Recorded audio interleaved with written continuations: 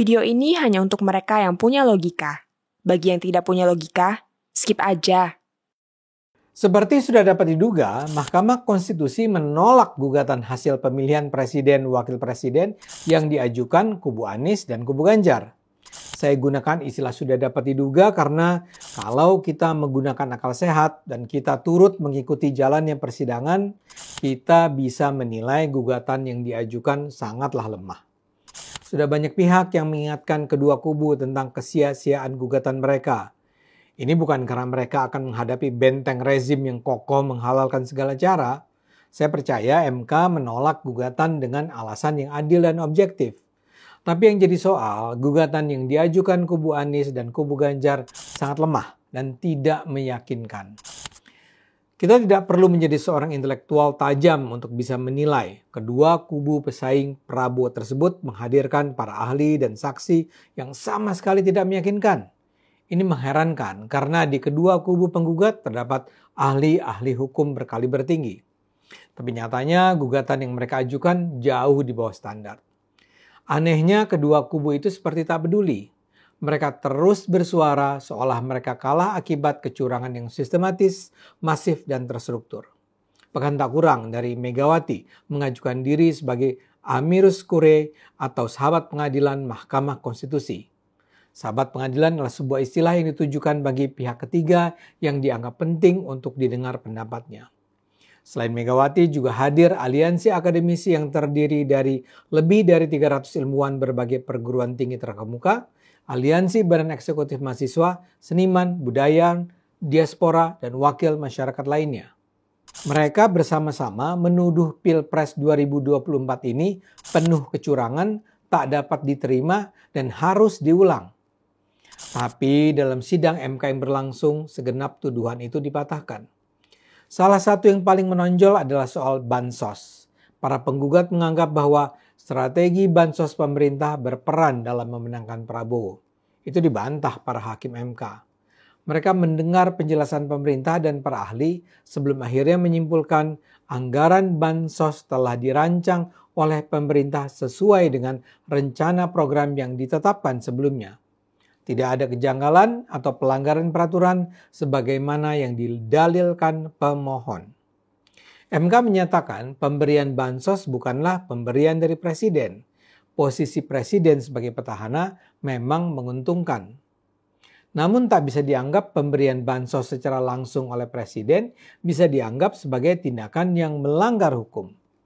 MK juga mempertanyakan gugatan bahwa pemberian bansos oleh pemerintah dan presiden tersebut berkontribusi bagi kenaikan suara Prabowo. Penggugat tidak bisa menunjukkan bukti untuk mendukung tuduhan bahwa bansos adalah langkah politik untuk memenangkan Prabowo.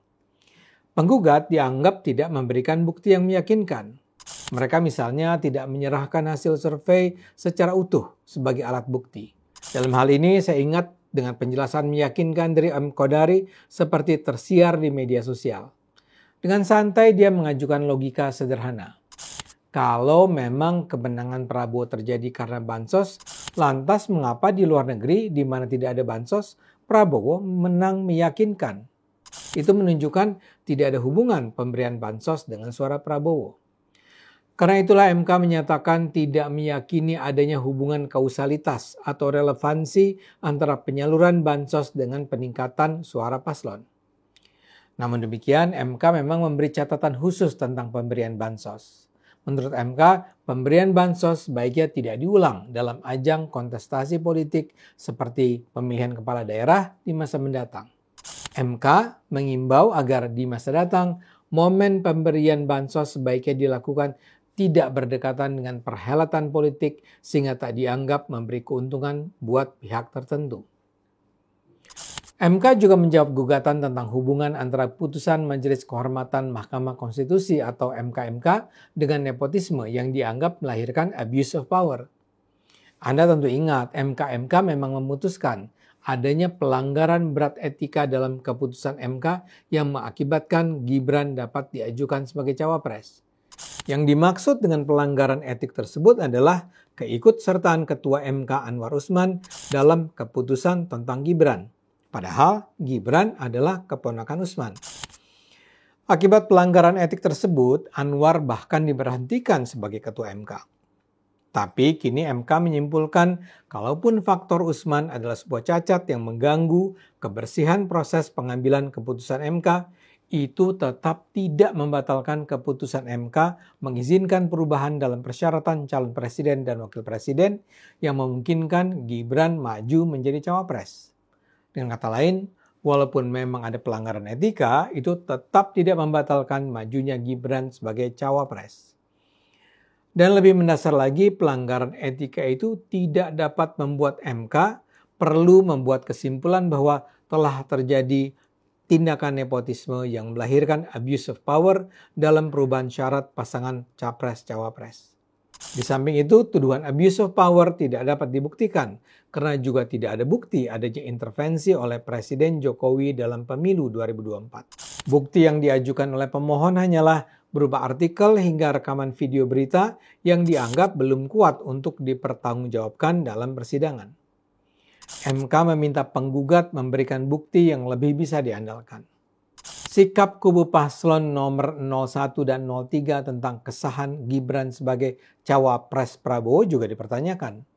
Sejak penetapan nama-nama pasangan capres sampai kampanye, kedua kubu tidak pernah mengajukan keberatan Gibran menjadi cawapres Prabowo. Jadi kenapa sekarang setelah pemilihan selesai, gugatan soal Gibran diajukan? Satu lagi adalah soal tuduhan kecurangan pada sistem informasi rekapitulasi oleh KPU. MK menyebut dugaan tersebut tidak terbukti secara hukum. Kekacauan perhitungan memang terjadi, namun tak ada cukup bukti bahwa kekacauan itu melahirkan kecurangan yang menguntungkan kemenangan paslon nomor 02. Atas dasar rangkaian penjelasan itu, MK akhirnya memutuskan menolak seluruh permohonan sengketa Pilpres yang diajukan Anies dan Ganjar. Memang ada 3 dissenting opinion dari 8 hakim MK yang menyidangkan perkara. Namun itu tidak cukup untuk menjadikan gugatan kubu Anies dan Ganjar diterima, pemilu diulang, dan Gibran didiskualifikasi. Sebagian besar warga Indonesia pasti berharap proses persidangan di MK ini bisa segera selesai. Selama 3 pilpres terakhir, hasil akhir selalu harus dilakukan melalui proses yang lambat dan melelahkan. Kini mudah-mudahan semua pihak bersedia untuk menerima keputusan MK. Indonesia harus segera melangkah ke depan dengan seorang presiden baru. Ayo gunakan akal sehat, karena hanya dengan akal sehat negara ini akan selamat.